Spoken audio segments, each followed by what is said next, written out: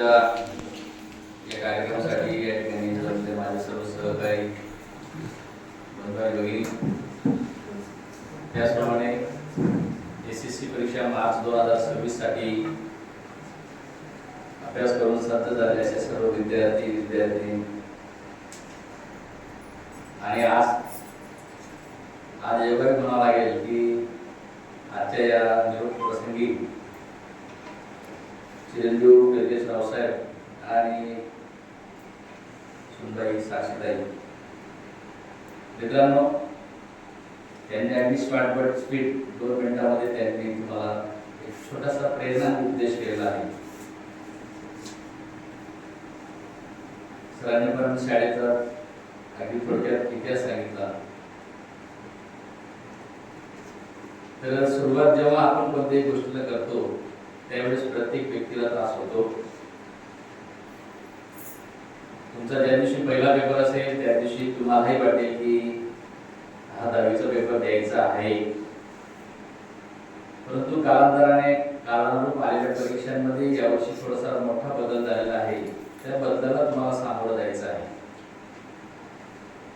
परंतु बदलाला सामोरं जाण्याचं काम माणसालाच करावं लागतं.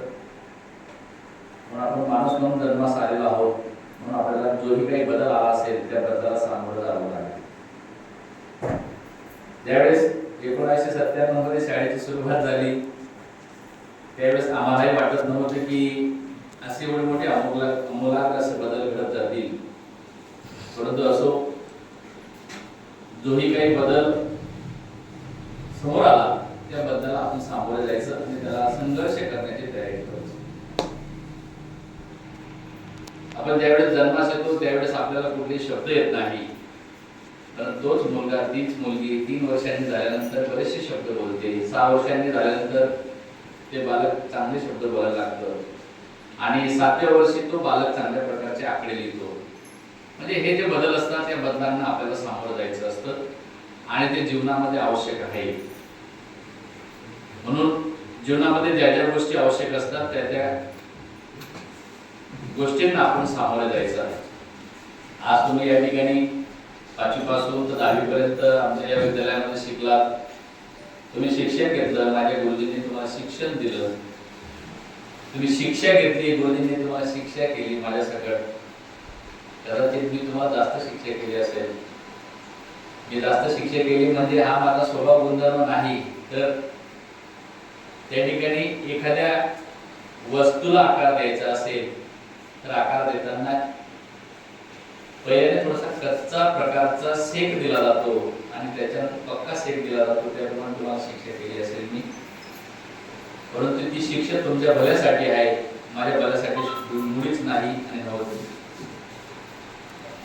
मित्रांनो, तुम्ही आता 10वीची परीक्षा देणार. तुमचा आता जीवनाचा टर्निंग पॉइंट आहे 10वी म्हणजे. पण या टर्निंग पॉइंटला आल्यानंतर आपण ठरवायचं आहे कुठं जायचंय, काय जायचं आहे. आणि या बदलासाठी आई वडिलांची आवश्यकता असते, परंतु कदाचित आई वडील काहीतरी दुसरं सांगतात, आपण काहीतरी दुसरं ठरवतो. परंतु आपण जे ठरवलेलं असतं ते जर योग्य असलं तर तुम्हाला त्याची दिशा, तुम्ही ठरवलेली दिशा आणि आई वडिलांनी दिलेली दिशा ही कदाचित एकच निघते, परंतु आपण कदाचित एखाद्या वेळेस वेगळ्या दिशेला जाऊ नये असं मला वाटतं. म्हणून तुम्ही आज साधारणतः जर वयोमानाचा जर विचार केला तर 16 वर्षे झालेले आहात. 16व्या वर्षी ज्ञानेश्वरांनी ज्ञानेश्वरी लिहिली, छत्रपती शिवाजी महाराजांनी स्वराज्याची शपथ घेतली. मग तसं आपल्याला आता ह्या ठिकाणी ज्ञानेश्वरी लिहायची नाही, स्वराज्याची शपथ घ्यायची नाही, पण एक जीवनाची दिशा आणि दशा ठरवायची आहे. जीवनामध्ये मला पुढे काय व्हायचं. मी बऱ्याच विद्यार्थ्यांना माझ्या जीवनातले काही अनुभव सांगत आलेलो होतो. प्रार्थनेच्या वेळेस असेल, परिपाठाच्या माध्यमातून असेल, मी माझ्या सहकार्याचे अनुभव सांगितलेले होते, शाळेचा अनुभव सांगितलेला आहे बऱ्याच ठिकाणी, किंवा समाजामध्ये, धर्मामध्ये, जातीमध्ये, पंथामध्ये कुठे काही घटना घडलेल्या असतात त्या घटना तुम्हाला मी बऱ्याचशा सांगितलेल्या आहेत. कारण बऱ्याच मुलांना पुस्तकात कमी समजतं आणि काही घडलेल्या घटना जर सांगितल्या त्या अधिक समजतात. आपण जेव्हा सिनेमा पाहतो, चित्रपट पाहतो, पाहता सिनेमाचा ट्रेलर पाहिलेला असतो, त्या ट्रेलरवरून आपल्याला कळतं की आता या सिनेमामध्ये अशा पद्धतीने होणार, म्हणजे आपल्याला कळतं. तसं आपल्या शिक्षण पद्धतीमध्ये देखील तसंच आहे. आता शिक्षण पद्धतीमध्ये मोठा बदल झालेला आहे. पूर्वी केवळ पुस्तकी ज्ञान होतं, आता प्रॅक्टिकल ज्ञानही दिलं जातं. आणि त्या प्रॅक्टिकल ज्ञानाच्या माध्यमातून पूर्वी फक्त शिक्षण होतं, आता आनंददायी शिक्षण आहे. शिक्षणामध्ये बदल झाला, परंतु एवढे आनंददायी शिक्षण घेऊ नका की त्याच्यात फक्त आनंदच मानत राहणार, तर असं नको. कारण जीवनामध्ये आनंद कमी असतो, दुःख फार असतात, यातना फार असतात. त्या दुःखाला सामोरे जायचं असतं, यातनेला सामोरे जायचं असतं. आणि यातनाला आणि दुःखाला सामोरे जाऊन पुढे भविष्यामध्ये आपल्याला आपल्या स्वतःमध्ये बदल घडून आपण एक माणूस म्हणून, चांगला माणूस म्हणून, चांगली स्त्री म्हणून आणि समाजाचा सेवक म्हणून, देशाचा रक्षक म्हणून आणि शासनाचा एक चांगला प्रतिनिधी म्हणून काम करायचं असतं. कदाचित तुम्हाला माहित असेल 2002 ची या विद्यालयाची पहिली मान्यता प्राप्त बॅच निघाली आणि त्यावेळेस 13 विद्यार्थी होते. हो, 13 विद्यार्थी होते. 13 विद्यार्थ्यांमध्ये फक्त 3 का 4 मुले होते आणि 9 मुलं होते.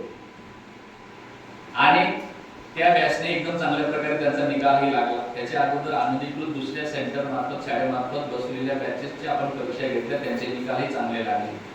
तुमच्यामधून बरेच विद्यार्थी अधिकारी झाले, पदाधिकारी झाले, लोकप्रतिनिधी झाले, परंतु असा अधिकारी बना की त्याच्यामध्ये शासनामध्ये आपलं नाव लौकिक झालं पाहिजे.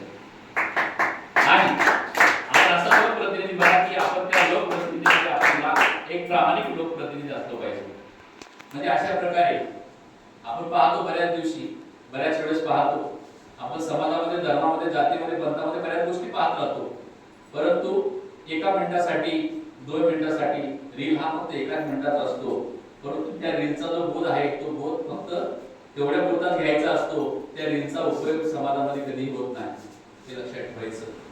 आता परवाच्या दिवशी आपल्या इथं या परिसरामध्ये रील स्टार आलेले होते. त्या व्यक्तीची परिस्थिती, त्याचा जर इतिहास पाहिला सगळ्यांनी तर फार परिस्थिती वाईट होती त्या माणसाची. परंतु आज तो एक मोठा रील स्टार झाला आणि तुमच्या माझ्यासारखे लोक त्यांना आणतात. म्हणजे त्याच्याकडे जी कला होती, असं नाही की शिक्षणानेच माणूस मोठं होतं असं नाही, तर आपल्याकडे जे स्किल असेल त्या स्किलने माणसाला मोठं होता आलं पाहिजे. पण ते स्किल जेणेकरून समाजाला बाधा होणार नाही, समाजाला कुठे गालबोट लागणार नाही, आपल्या स्वतःमध्ये काहीतरी चुकीचं होणार नाही, अशा प्रकारचा मात्र त्याचा वापर करायचा असतो. कुंभार फक्त मडकं बनवत नाही, कुंभार विटाही बनवतो. बनवलेल्या मडक्यामध्ये थंडगार पाणी भेटतं आणि बनवलेल्या विटांचं घर बनतं. व त्या पद्धतीने आपण आपल्या जीवनामध्ये सगळ्या भूमिका करायच्या असतात आणि त्या भूमिका करत असताना आपण स्वतःमध्ये देखील बदल करायचा असतो आणि आपल्या बाजूला परिसरातील आजूबाजूची जी माणसं असतात त्यांना देखील सोबतीने घेऊन जायचं असतं. बऱ्याच मुलींना वाटतं, आता या ठिकाणी साक्षी बसलेली आहे म्हणून तुम्हाला सगळ्यांना वाटत असेल की ही मुलगी एक अधिकारी झाली, एका अधिकाऱ्याची निषेध झाली, परंतु त्या मुलीने अभ्यास केला असेल, तिने मनामध्ये ठरवलं असेल की मला अशा प्रकारे अभ्यास करायचा आहे. आता समजा साक्षी दुसऱ्या गावची आहे, या गावची जरी सून असते, तुमच्यातली जरी एक अधिकारी झाली नाही, म्हणजे अशा अनेक गोष्टी आहेत, अनेक मुली आहेत, अनेक मुलं आहेत, तुमच्यातले मुलं बरेचसे अधिकारी झाले, पदाधिकारी झाले, लोकप्रतिनिधी झाले. म्हणून आपण स्वतः ठरवायचं आहे की मला काय करायचं आहे आणि कसं करायचं आहे आणि किती वेळ मला अभ्यासाला द्यायचा आहे हे लक्षात ठेवायचं असतं. जीवनामध्ये भरपूर मित्र भेटतील, तुम्हाला माहित नाही, एका मिनिटाला मित्र बदलतो माणूस, एका तासाला मिनिट बदलतो माणूस, एका दिवसाला मित्र बदलतो माणूस. परंतु मित्र असावा आपला स्वतःचा की ज्याने मला माझ्यासाठी आर्थिक किंवा कोणती मदत करणारा नसावा, परंतु माझा जर कुठेतरी पाय वाकडा पडत असेल, मला जर काही चुकीचं डोक्यामध्ये येत असेल, त्याने मला त्या ठिकाणी थांबवलं पाहिजे. असा मित्र आपण आपल्यामध्ये जीवनामध्ये ठेवावा. नाही तर मित्र खूप भेटतात, आपण पाहतो कॉलेजला मुलं मुली जातात, चुकीच्या गोष्टींना मुलांना प्रोत्साहन देतात, मुलींना प्रोत्साहन देतात, प्रेरणा देतात, असे मित्र नसावे. म्हणून तुमच्याकडे शिक्षण असलं तरी चालेल, नसलं तरी चालेल, परंतु शिक्षण असणं फार गरजेचं आहे. पण आपल्याकडे जे स्किल आहे त्या स्किल मधून आपल्याला मोठं होता आलं पाहिजे. परंतु मोठं होताना एक गोष्ट लक्षात ठेवायची, किती मोठं व्हा. तुम्हाला मी एकदा मागाशी उद्धव ठाकरेंची गोष्ट सांगितली होती की उद्धव ठाकरे साहेब त्यावेळेस ज्या उद्धव ठाकरे साहेबांना ज्या बाईंनी शिकवलं होतं 1 ते 4, तर त्या बाईंचं घर अतिक्रमण मध्ये जाणार होतं. परंतु उद्धव ठाकरे साहेब महाराष्ट्राचे सीएम असताना त्यांनी ते घर वाचवलं. का वाचवलं होतं की नाही, माझ्या शिक्षकाने मला घडवलेलं आहे, माझ्या शिक्षकाने मला मोठं केलं आहे, म्हणून माझ्या शिक्षकेचं घर कसं वाचेल मी याच्यासाठी प्रयत्न करेल. म्हणजे कशी गुरुनिष्ठा होती. परंतु आपण काय करतो, आपण थोडंसं मोठं झालं की लगेच गुरुजींना विसरतो, शाळेला विसरतो, समाजाला विसरतो, आई वडिलांना विसरतो आणि सोबतचे असणाऱ्यांना सुद्धा विसरतो. म्हणून आपण सोबत असणाऱ्यांना, शाळेला, गुरुजींना, आई वडिलांना कधीही विसरायचं नाही. ही गोष्ट मात्र लक्षात ठेवायची. आपण सगळ्यांनी अटल बिहारी वाजपेयी यांचं कविता ऐकलेली असेल. त्या कवितेमध्ये त्यांनी म्हटलेलं होतं की राजकारण हे काय आहे माहिती आहे तुम्हाला, की हे अगदी थोड्या दिवसासाठी आहे, थोड्या मिनिटासाठी आहे, परंतु माणूस हा कायमस्वरूपी आहे. म्हणून आपण माणूस सारखं जगलो पाहिजे, वागलो पाहिजे आणि राहिलो पाहिजे. म्हणजे गोष्ट लक्षात घ्या. म्हणून जीवनामध्ये पैशाला महत्व देऊ नका, माणुसकीला महत्व द्या, माणसाला महत्व द्या. आपण ज्या घटकातून आलेलो आहोत त्या घटकांना देखील महत्व द्या. आई वडिलांना कधी विसरू नका, शाळेला कधी विसरू नका, गुरुजींना तर मात्र मुळीच विसरू नका. मी तुम्हाला बऱ्याचदा सांगितलं की गुरुपौर्णिमेच्या दिवशी तुम्ही कोणाच्या पाया पडायला जाऊ नका, अजिबात गरज नाही.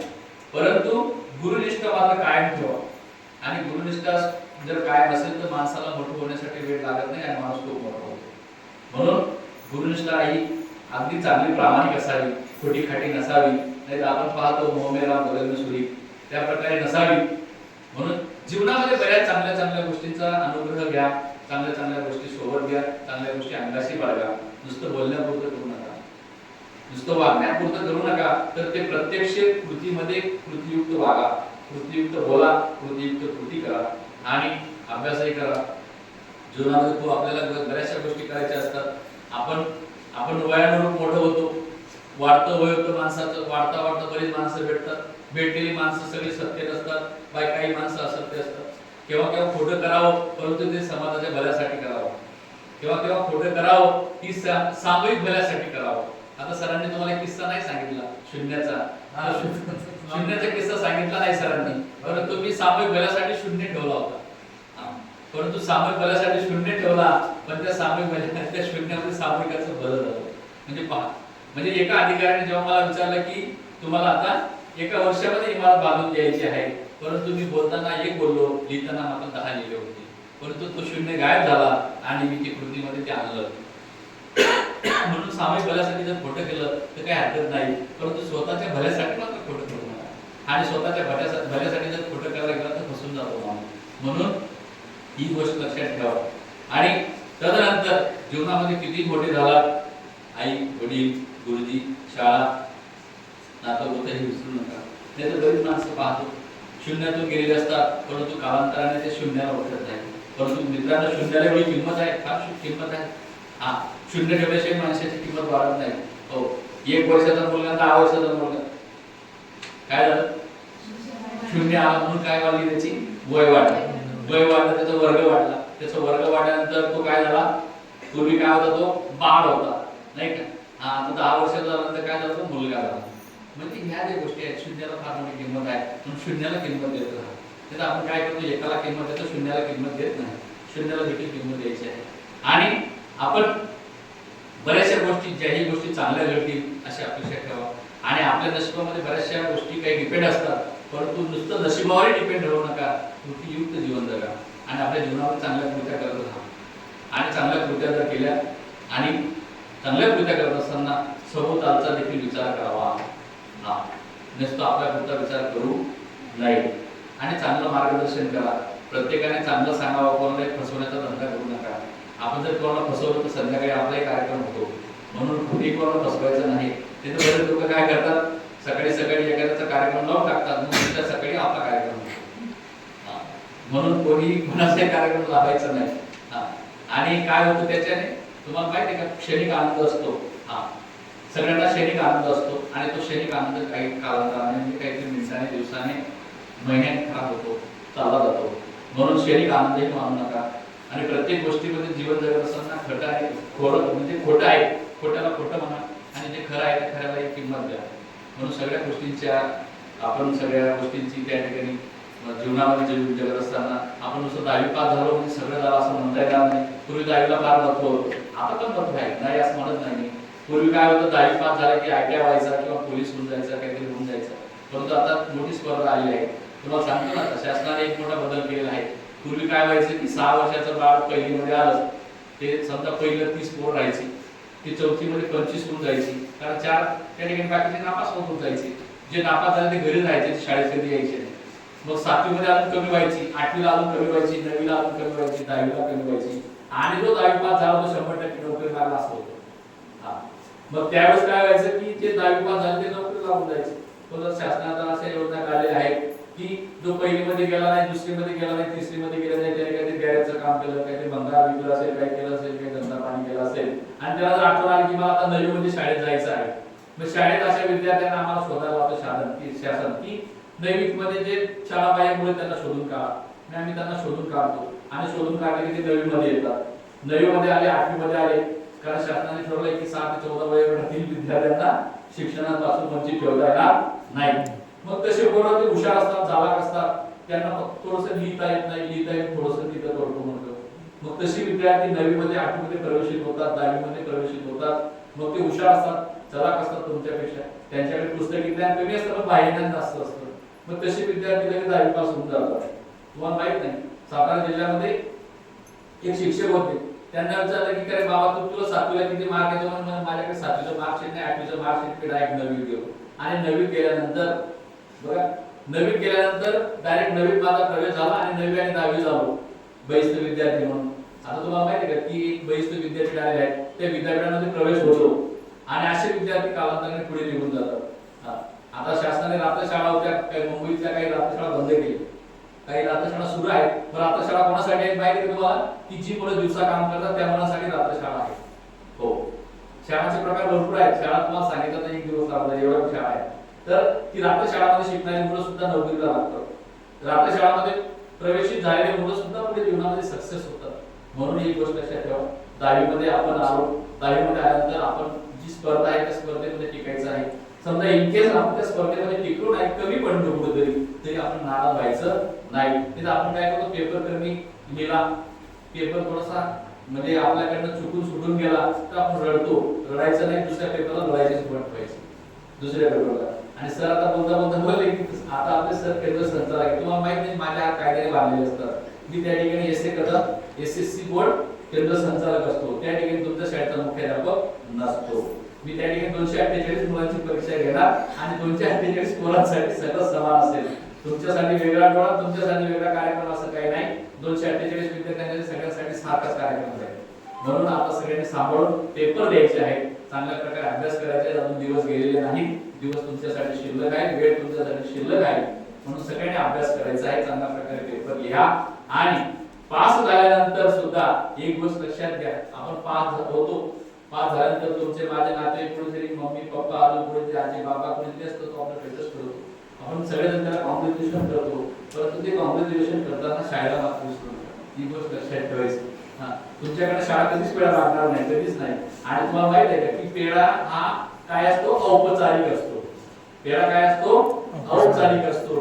परंतु गुरुजींना भेटणं काय असतं माहिती तुम्हाला, हे अनौपचारिक नसतं, ते पण औपचारिक असतं. म्हणून सगळ्यांनी एक गोष्ट लक्षात घ्या मित्रांनो, आपल्या जीवनामध्ये बरेच गोष्टी येत असतात, जीवनामध्ये चढ उतार येत असतात, त्यांना अजिबात घाबरायचं नाही.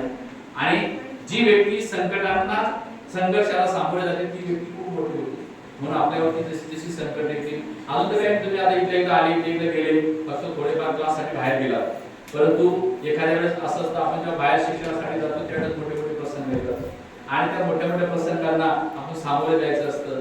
त्यावेळेस काही प्रसंग असतात ते सांगायचे नसतात घरामध्ये, कारण का घरामध्ये सांगितलं आई वडिलांचं प्रेम लगेच दुखावण्याचं जाऊ दे मग ती शाळा तिथे आपल्याला घरी येईल. म्हणून एक गोष्ट लक्षात ठेवायची, कारण मी जेव्हा आमचा दादा नाशिकला होता तेव्हा विचारलं काय दादा काय खाल्लं एकदम दिवस काही अडचण नाही. परंतु डिप्लोमा संपल्यानंतर समजलं की तिथं भाजी बनवून होती, परंतु ती भाजी सांगायची नसते आई वडिलांना, कारण का आई वडील प्रेमापोटी आपल्याला लगेच त्यावेळेस म्हणतात की नाही जायचं.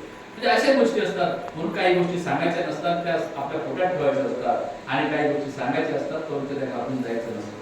म्हणून मित्रांनो गोष्ट लक्षात घ्या, आता 10वीला गेला, आता 10वी तुम्हाला हा टर्निंग पॉईंट आहे. टर्निंग पॉईंट म्हणून चांगल्या ठिकाणी आपल्याला जायचं आहे, हे तुम्ही ठरवायचं आहे. कदाचित आपल्या आई वडिलांची अपेक्षा असते काहीतरी वेगळंच काहीतरी कुठे पाठवायची, परंतु आपण जर योग्य ठिकाणी गेलात आणि आपला योग्य निर्णय असला तर आपल्या जीवनामध्ये चांगले दिवस नक्की येतात. आणि चांगले दिवस आल्यानंतर आपण जास्त म्हणजे खूप मोठं हे नाही करायचं की नाही मला एवढं मोठं यश संपादन झालं, मी आता 10वी पास झालो, 12वी पास झालो, BBSc झालो, BE झालो वगैरे वगैरे. तर जीवनामध्ये बऱ्याच गोष्टींना सामोरे जावं लागतं. एकदाच नोकरी लागणं म्हणजे संपला का विषय नाही, नोकरीमध्ये देखील समस्या आहे. तुम्हाला माहित नाही आता नोकरीमध्ये एवढ्या मोठ्या समस्या आहेत की त्या समस्याचा एवढ्या समस्या कोणत्या नाही. कारण का ऑफिशियल कामकाज करावं लागतं आणि ऑफिशियल कामकाज झाल्यानंतर सुद्धा जो वेळ असतो आपला तो वेळ ऑफिशियल कामासाठी द्यावा लागतो. म्हणून आपण आता या ठिकाणी आला 10वीचं हे जे वर्ष आहे आपलं, हे 10वीचं वर्ष आपण वर्षभर शिकलात आमच्याकडे, म्हणजे तुम्ही 5वी पासून आलात शिकलात, आता 10वी मध्ये देखील शिकलात आणि आता आपल्याला आपले पेपर जे आहेत पेपर चांगले लिहायचे आहेत आणि चांगले पेपर लिहून आपल्याला काय करायचंय, आपलं जीवन उज्ज्वल करायचं आहे. आपण मुलींना प्राधान्य कमी देतो, परंतु नाही, आता मुलींना खूप प्राधान्य दिलं जातं. पूर्वी मुलींना प्राधान्य दिलं जात नव्हतं, आता मुलींनाही खूप प्रमाणामध्ये प्राधान्य दिलं जातं, मुलांनाही प्राधान्य दिलं जातं. पण आपण आपल्याला जे प्राधान्य दिलं जातं त्याचा प्राधान्यक्रम ठरवायचा आहे. नाही तर आपण काय करतो, आपल्याला प्राधान्य दिलं म्हणजे आपण त्याच्या पद्धतीने वेगळं चालू पाहिजे, तसं वेगळं काही चालू नका. म्हणून आपल्याला जे जे काही मिळणार आहे ते पद्धतीने आपण करायचं आहे. आपल्याला जे जे काही आपल्या मनामध्ये ठरलेलं आहे त्या पद्धतीने आपण चांगलं करायचं आहे, चुकीचं करायचं नाही. आई वडिलांनी किती पैसे दिले लागतील तेवढेच खर्च करा, उरलेल्या पैशांची बचत करा. तुम्ही पैशांवरून जीवन ठरवणार. म्हणून मित्रांनो, आपण स्वतःही फसायचं नाही आणि आई वडिलांनाही फसवायचं नाही, खोटं बोलायचं नाही आई वडिलांजवळ. म्हणून आपण एक गोष्ट लक्षात ठेवायची, आपल्याकडे जे जे काही घडलं असेल ते आई वडिलांना सांगा, त्याच्यात मार्ग निघतो. म्हणून आई वडील शाळा गुरुजी या गोष्टींना आपण लक्ष केंद्रित करायचं आहे आणि पेपर चांगले लिहा आणि आपल्याला आपलं जीवन जे आहे यशस्वी करा. आणि यशस्वी जीवनाचे शिल्पकार तुम्ही स्वतःच आहे. आपल्या जीवनाचा शिल्पकार कोणी नसतो. गुरुजी फक्त शिकवतील, शाळा फक्त शिक्षण देण्यासाठी आहे. आपल्याला स्वतःचा शिल्पकार स्वतः व्हायचा आहे, आपण ठरवायचं आहे. तुमचा पेपर तुमची आई वडील कोणी येणार आहे का यायला नाही, अभ्यास तुम्हाला करायचा आहे, पेपर तुम्हाला लिहायचा आहे, मार्कशीट तुमचं राहील, मार्कशीट तुमचं नाव आहे, तुमच्या नावावर बापाचं नाव आहे, आईचं नाव आहे. म्हणून आपण स्वतः ठरवायचं आहे मला काय करायचं आहे आणि मला कसं करायचं आहे आणि मी किती पुढे जाणार आणि मला किती मोठं व्हायचं आहे हे आपण ठरवा. आपल्या जीवनामध्ये यश मिळत असतं, यश मिळवण्यासाठी कष्ट करावं लागतं. म्हणून आपण इथपर्यंत यश मिळत गेला, कष्ट करत गेला, याच्याही पुढे कष्ट करत राहा, मेहनत करत राहा आणि अभ्यास करत राहा. जीवनामध्ये येणाऱ्या माणसांना ओळखा. माणसं ओळखली गेली, माणसं पारखली गेली पाहिजे.